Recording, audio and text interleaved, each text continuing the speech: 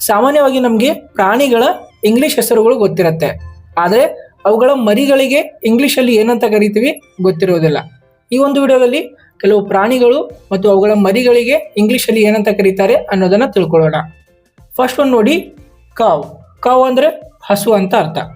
ಹಸು ಮರಿಗೆ ಇಂಗ್ಲಿಷಲ್ಲಿ ಕಾಫ್ ಅಂತ ಕರಿತೀವಿ.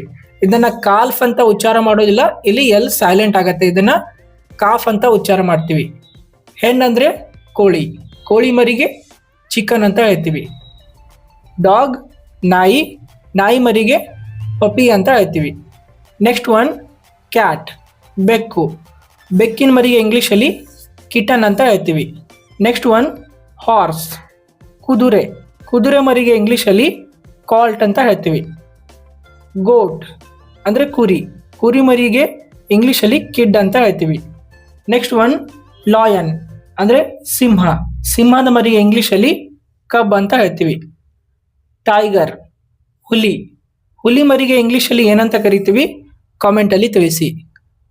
ಇದೇ ರೀತಿಯಾಗಿ ಸಿಂಪಲ್ ಆಗಿ ಕನ್ನಡ ಮೂಲಕ ಇಂಗ್ಲಿಷ್ ಕಲಿಯುವುದಕ್ಕೆ ನಾವು 10 PDF ನೋಟ್ಸ್ಗಳನ್ನು ರೆಡಿ ಮಾಡಿದ್ದೇವೆ.